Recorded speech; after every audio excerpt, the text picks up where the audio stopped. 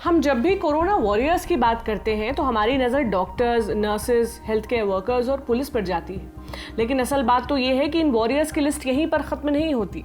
ये शहर के पक्के रास्तों से होकर गांव की कच्ची गलियों तक जाती है, जहां आंगनबाड़ी के कार्यकर्ता लगातार ग्रामीणों की हेल्थ का सर्वे कर रहे हैं। इस तरह का सर्वे मध्य प्रदेश के बालाघाट जिले में भी चल रहा है। यहाँ एक गाँव में आंगनबाड़ी कार्यकर्ता अपने 1 साल के बच्चे को गोद में लेकर अपनी ड्यूटी निभा रही है। इनका वीडियो भी सामने आया है, देखिए। घर में किसी को सर्दी खांसी बुखार है? नहीं, अभी किसी को बुखार नहीं। कोई अस्थमा वाला, बीपी, शुगर पेशेंट कोई? सब ठीक है। महिला का नाम रश्मि है। वो बताती हैं कि वो बच्चे को अपने साथ लाने के लिए मजबूर हैं क्योंकि घर पर कोई और नहीं है जो उनके बच्चे की देखरेख कर सके। रश्मि अपना काम ईमानदारी से कर रही हैं, लेकिन इस तरह बच्चे को खतरनाक माहौल में एक्सपोज करना बच्चे के लिए बड़ा खतरा साबित हो सकता है। हम सरकार से अपील करते हैं कि ऐसी महिलाओं के लिए खास इंतजाम किए जाएं, कुछ ऐसी व्यवस्था की जाए जिससे ये अपने बच्चों को घरों पर छोड़कर आसानी से काम पर जा सके, ताकि बच्चे सुरक्षित रहें। ये थी आज की कोविड कथा। अब बढ़ते हैं बड़ी खबर की तरफ।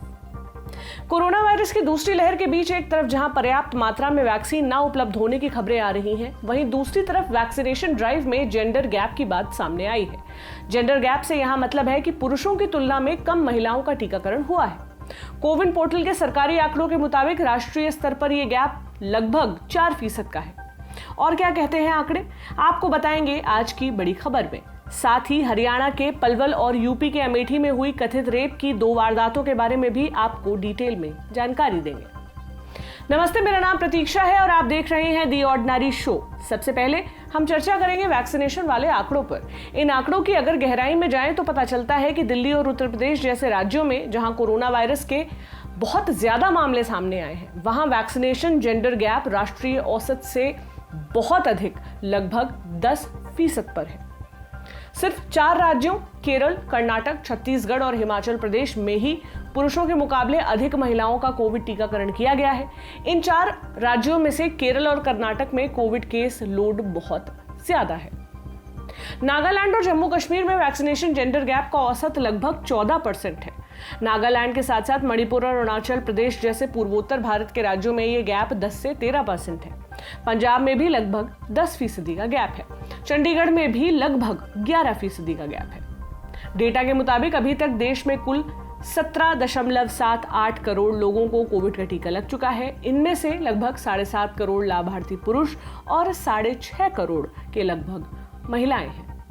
इस डेटा को देखने के बाद हमने ये जानना चाहा कि आखिर क्या कारण है कि पुरुषों के मुकाबले कम महिलाओं को वैक्सीन लग रही है। इसके लिए हमने दिल्ली, गुरुग्राम और प्रयागराज में अलग अलग वैक्सीनेशन ड्राइव से जुड़े अलग अलग लोगों को फोन किया, लेकिन हमें कोई ठोस जवाब नहीं मिला। डेटा होने के बाद भी अधिकतर लोगों ने इस बात से इनकार कर दिया कि वैक्सीन लगने में एक भारी जेंडर गैप है। अब क्योंकि आंकड़े हमारे सामने हैं, वो भी सरकारी आंकड़े, ऐसे में वैक्सीनेशन जेंडर गैप के 3 मुख्य कारण हमारी समझ में आए। पहला, भारत का जो समाज है उसमें महिलाएं पब्लिक प्लेस में नहीं होती, कम होती, बाहर कम निकलती हैं। दूसरा, उनके पास सूचनाओं की उतना एक्सेस नहीं है, वो खुद भी अवेयर नहीं है।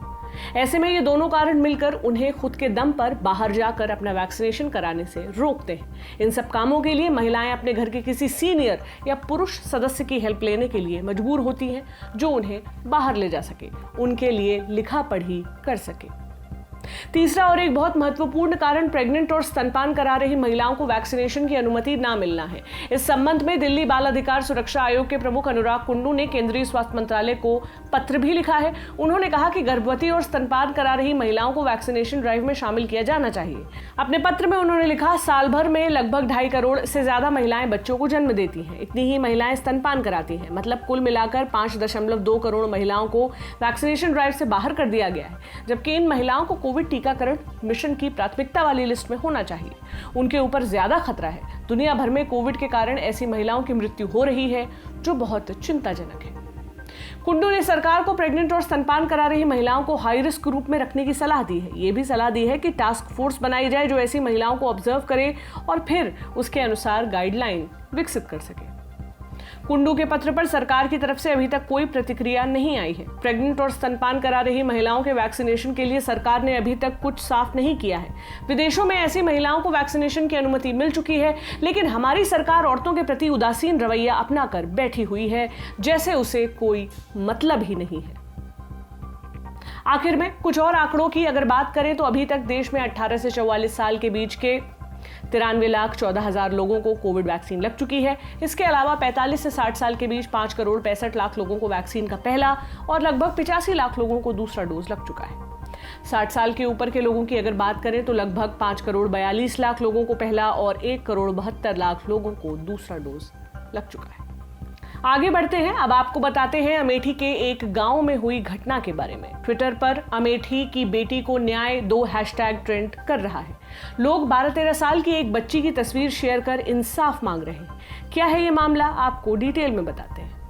जिस बच्ची की बात हो रही है वो दलित समुदाय से आती थी और अब वो इस दुनिया में नहीं है। उसके पिताजी द्वारा मामले की जानकारी देता हुआ एक लेटर हमें मिला, जिसमें उन्होंने बताया कि बच्ची 13 मई की सुबह करीब 8:30 बजे अपने घर से बकरी चराने के लिए निकली थी। बकरी अकेले दोपहर 12 बजे घर आ गई तो घर वालों को बेटी की चिंता हुई। बड़ी बहन उसे खोजने के लिए निकली। कुछ दूर जाने के बाद उसे अपनी बहन का शव सफेदा के एक पेड़ पर लटका हुआ दिखा। उसने शव को पेड़ से उतारा और कंधे में उठाकर घर की तरफ बढ़ गई। कुछ दूरी पर कुछ लोग मौजूद थे। उन्होंने बच्ची के घर पर जानकारी दी। उसके पिता और भाई तुरंत वहां पहुंचे। पुलिस को बुलाया गया। परिवार वालों का कहना है कि बच्ची के शव पर चोट के निशान थे और उसके प्राइवेट पार्ट से खून निकल रहा था। आज तक से जुड़े पत्रकार आलोक श्रीवास्तव ने मामले की और ज्यादा जानकारी दी। बताया कि बच्ची के परिवार का कहना है कि बच्ची का रेप करके उसकी हत्या की गई है। पिता ने मीडिया को बताया कि जिस पेड़ पर शव मिला वो सीधा था, अगल बगल डालियां नहीं निकली थी, इसलिए बच्ची खुद उस पर चढ़कर फांसी नहीं लगा सकती। सवाल उठता है कि पुलिस क्या कहती है, तो जान लीजिए कि पुलिस ने रेप की बात को सिरे से खारिज कर दिया है। अमेठी के एसपी दिनेश सिंह का कहना है कि 3 डॉक्टर्स के पैनल ने शव का पोस्टमार्टम किया है और किसी भी तरह के सेक्सुअल असॉल्ट या रेप की पुष्टि रिपोर्ट में नहीं हुई है। ये सामने आया है कि बच्ची की मौत फांसी की वजह से हुई है। आप भी सुनिए और क्या कहा एसपी ने। 13 वर्षीय बालिका सवेरे 7 बजे बकरियां चराने के लिए निकली थी घर से और 11 बजे जब बकरियां लौट आई और वो नहीं लौटी तो उसकी बड़ी बहन उसको तलाशने निकली और वहाँ उसने उसका शव वृक्ष से लटके हुए पाया। वह स्वयं ही उस शव को वृक्ष से उतारकर घर लेती आई थी। पुलिस मौके पर पहुंची तो प्रकरण की गंभीरता को दृष्टिगत रखते हुए उसने अविलंब टीमें सक्रिय करी। पूरी संवेदनशीलता से परिजनों से गहनता से पूछताछ करके तदनुरूप कार्रवाई शुरू कर दी गई। शव का पंचायतनामा भर के पोस्टमार्टम के लिए भेजा गया और यह अनुरोध किया गया पारदर्शिता के लिए कि पोस्टमार्टम 3 डॉक्टर्स के पैनल से कराया जाए और गोपनीयता और गरिमा के साथ उसकी वीडियोग्राफी भी कराई जाए। आज 3 डॉक्टर्स के पैनल ने शव का पोस्टमार्टम किया है और पोस्टमार्टम रिपोर्ट में मृत्यु का कारण एस्फेक्सिया ड्यू टू हैंगिंग, फांसी लगने से उसकी मृत्यु हुई है। उसके शरीर पर चोट का कोई बाहरी निशान नहीं पाया गया है। यौनिक हमले, सेक्सुअल असॉल्ट, रेप का कोई भी चिन्ह पोस्टमार्टम रिपोर्ट में नहीं प्राप्त हुआ है। हमारी टीमें मौके पर सक्रिय हैं। हर छोटे से छोटे तथ्य को हमारी फोरेंसिक टीम, हमारी क्राइम ब्रांच की टीम, एसओजी की टीम और थाने की टीम विश्लेषित कर रही है और हम हर तथ्य की गहनता के साथ समीक्षा करते हुए घटना के हर तथ्य का बड़ी बारीकी से अनुसंधान करते हुए सभी तथ्यों का अनावरण करने के लिए प्रयासशील हैं ताकि यथाशीघ्र हम सभी तथ्यों को प्रकाशित करते हुए यथोचित वैधानिक कार्रवाई करें। सर, प्रथम दृष्टया क्या लग रहा है, हत्या है या आत्महत्या? इस संदर्भ में विवेचना की जा रही है। जैसे मैंने आपको बताया कि मेरी फोरेंसिक टीम से लेकर 4 टीमें सक्रिय हैं और हर तथ्य को हम गहनता से अनुशीलन करते हुए, साक्ष्य संकलन करते हुए अग्रिम कार्रवाई करेंगे। एसपी से सब पूछा गया कि मामला हत्या का लग रहा है या आत्महत्या का, तो उन्होंने कहा कि अभी कुछ भी नहीं कहा जा सकता है, जांच चल रही है और पुलिस की 4 टीमें प्लस 1 फोरेंसिक टीम छानबीन में जुटी हुई है। सोशल मीडिया पर लोग लगातार इस मामले पर लिख रहे हैं। केंद्र और राज्य सरकार से तीखे सवाल पूछ रहे हैं कि बेटी बचाओ बेटी पढ़ाओ स्लोगन कहां गया। चूंकि अमेठी की सांसद स्मृति ईरानी है तो लोग उनसे भी सवाल कर रहे हैं कि वो इस मुद्दे पर अभी तक चुप क्यों है। ये भी कहना है कि जब राहुल गांधी अमेठी के सांसद थे तब ऐसी घटनाएं नहीं हुई, अभी हो रही हैं। कुछ नामी लोगों ने भी अमेठी वाली घटना पर अपनी राय रखी है। लिरिसिस्ट मनोज मुंतशिर ने भी ट्विटर पर अमेठी की बेटी को न्याय दो का इस्तेमाल करते हुए योगी आदित्यनाथ को टैग किया और बच्ची के इंसाफ के लिए मांग रखी। भीम आर्मी अमेठी के जिला महासचिव अरुण अंबेडकर ने पीड़ित परिवार के घर का दौरा किया और उन्होंने भी न्याय की मांग की है। वहीं पुलिस का कहना है कि वो पूरी कोशिश कर रही है कि सच सामने आ सके। इस वक्त गांव में भारी मात्रा में पुलिस वालों को तैनात किया गया है। इस घटना के बारे में इस शो के शूट होने तक हमारे पास इतनी ही जानकारी है। अगर इसमें कुछ अपडेट्स हमें मिलती हैं, हम आप तक जरूर पहुंचाएंगे। अब बढ़ते हैं पलवल में हुई वारदात की तरफ। पलवल हरियाणा के तहत आने वाला एक जिला है, दिल्ली से महज 70 किलोमीटर दूर है। यहाँ के हसनपुर थाने में 22 साल की एक लड़की ने 12 मई को एक शिकायत दर्ज कराई। आरोप लगाया कि करीब 25 लोगों ने उसका गैंगरेप किया है। क्या है पूरा मामला, आपको बताते हैं। आज तक से जुड़े सचिन गौड़ की रिपोर्ट के मुताबिक लड़की मूल रूप से यूपी के बांदा जिले की रहने वाली है। फिलहाल कुछ महीनों से दिल्ली के बदरपुर में रह रही थी। करीब 3-4 महीने पहले फेसबुक के जरिए लड़की की दोस्ती सागर नाम के लड़के से हुई। लड़की ने 12 मई को पुलिस में जो शिकायत दी है, उसके मुताबिक 3 मई के दिन सागर ने उसे पलवल जिले की होटल टाउन में बुलाया था, ये कहकर कि वो उससे शादी करना चाहता है और रामगढ़ में अपने घर ले जाकर पेरेंट्स से मिलवाना चाहता है। जब वो होटल पहुंची तो वहां सागर ने उसे रामगढ़ ले जाने के बजाय एक ट्यूबवेल पर ले गया। वहां उसका भाई समंद्र भी आ गया। दोनों उसे वहां से जंगल में लेकर गए, जहां पर सागर के 20 से 22 दोस्त भी आ गए और सबने बारी बारी लड़की का रेप किया। अगली सुबह उसे रामगढ़ के पास एक जगह पर लेकर गए, यहाँ भी उसका रेप किया। 4 मई की रात को लड़की को बदरपुर छोड़ दिया गया। शिकायत पत्र में लड़की ने आगे कहा कि वो शारीरिक तौर पर इतनी कमजोर हो गई थी कि 4-5 दिन बिस्तर से उठ नहीं पाई थी और जब चलने लायक हुई है तो आरोपियों के खिलाफ शिकायत दर्ज कराने पुलिस थाने पहुंची है। पुलिस ने आईपीसी की धारा 365 यानी किडनैपिंग, 376D यानी गैंगरेप, 120B यानी आपराधिक साजिश के तहत मामला दर्ज कर लिया है और मुख्य आरोपी सागर को गिरफ्तार किया जा चुका है।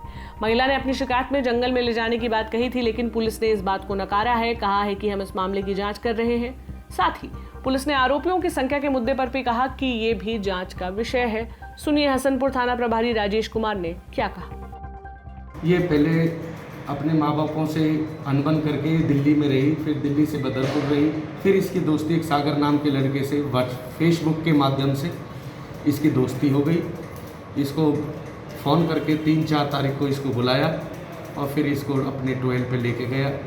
फिर वहाँ जो गांव के और भी बच्चे आ गए थे और इसको जो है फिर हमारे पास परसों ये हमारे पास दरख्वास्त देने के लिए आई है अपने वकीलों के साथ। हमने इसकी प्राथमिकता दर्ज करी है और हमने जो जांच के दौरान एक मुख्य आरोपी जो सागर जिसने इसको बुलाया था, जो इसे छोड़ के गया था, उसको हमने अरेस्ट किया है और सच्चाई जो है हम।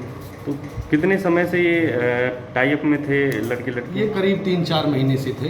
ये शादी के लिए कह रही थी कि मैं तुझसे शादी करूंगी, ये इसने बोला था। शादी के लिए इसने हाँ भी भर दी थी, मगर फिर इन्होंने जो है शादी के लिए मना कर दिया। तो बता गया कि जंगलों में ले जाया गया, होटल से अपहरण करके? नहीं, ऐसा कुछ नहीं है। गांव रामगढ़ में लेके गया था अपने ट्वेल पे, फिर उधर उसका भाई आ गया समुंदर, वो फिर लेके गया। उसके दोस्त कितने थे कितने नहीं थे, ये जांच का विषय है। जो सच्चाई होगी जांच के दौरान उन आरोपियों को नहीं बख्शा जाएगा जो उनकी संलिप्तता में रहे हैं। इस मामले में भी लगातार अपडेट्स आ रही हैं। हमें भी आगे जो भी जानकारी मिलेगी आप तक हम जरूर पहुंचाएंगे। यहाँ खत्म होती है दिन की बड़ी खबर। अब बताते हैं आज की सुर्खियां क्या है। पहली सुर्खी आई है महाराष्ट्र के एक अकोला जिले से। यहाँ एक महिला ने अपने गांव की पंचायत के खिलाफ शिकायत दर्ज कराई है। महिला का कहना है कि वो अपने पहले पति की प्रताड़ना से तंग आ चुकी थी, इसलिए उसने कानूनन तलाक ले लिया और दूसरी शादी कर ली। लेकिन वडगांव नाम के गांव की पंचायत ने महिला को उसके इस कदम के लिए सजा सुनाई। उसे कहा कि वो पंचों का थूक चाटे और साथ ही 1 लाख रुपए जुर्माना भी भरे। महिला ने यह शिकायत जलगांव जिले के चोपड़ा तहसील के थाने में की। पुलिस तक मामला जाने के बाद पुलिस जांच शुरू हुई। गांव वालों ने अपने ऊपर लगे आरोपों को खारिज किया है। इस मामले में राज्य के महिला और बाल विकास राज्य मंत्री ने संज्ञान लेते हुए इसकी गंभीरता से जांच करने के आदेश पुलिस को दिए हैं। अगली सुर्खी बनाई है एक मॉडल ने, नाम है रावदा मोहम्मद। सोमाली नॉर्वेजियन मॉडल हैं। खबरों में इसलिए हैं क्योंकि उन्होंने हाल ही में अल जजीरा को एक इंटरव्यू दिया है। दरअसल पिछले महीने फ्रेंच सेनेट ने 18 साल से कम की लड़कियों को सार्वजनिक जगहों पर हिजाब पहनने से रोक के फेवर में वोट दिया था, जिसके बाद रावदा मोहम्मद ने अपने एक तस्वीर इंस्टाग्राम पर डाली थी। हाथ पर लिखा था, मेरे हिजाब से दूर रहो। यानी सेनेट द्वारा वोट किए गए प्रस्ताव के खिलाफ आवाज उठाई थी। इसके बाद कई सारे लोगों ने अंग्रेजी हैशटैग हैंड्स ऑफ माई हिजाब के साथ ट्वीट किया। उन्होंने अपने इंटरव्यू में कहा, राजनेता जानते हैं कि मुस्लिम औरतों के खिलाफ अटेंशन शिफ्ट करके वो वोट पा सकते हैं। हमारे लिए पिछले कुछ बरसों में ये दुनिया और भी ज्यादा नफरत भरी हो गई है। मुझे लगता है कि यूरोप में एंटी मुस्लिम फीलिंग बढ़ रही है। तो ये था आज का ऑर्डिनरी शो। अब आपसे मुलाकात होगी सोमवार को। आप अपना ख्याल रखें। शुक्रिया।